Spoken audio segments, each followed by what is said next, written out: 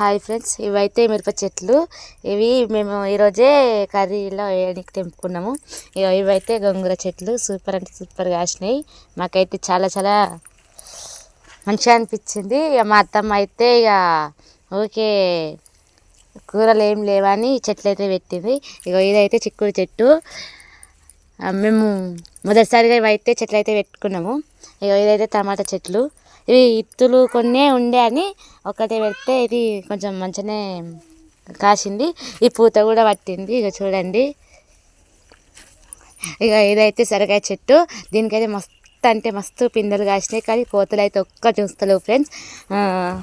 ఈ చిక్కుడు చెట్టు ఇక్కడ కూడా మొలిచింది. గోంగూర చెట్టు అక్కడ కూడా మొలిచింది.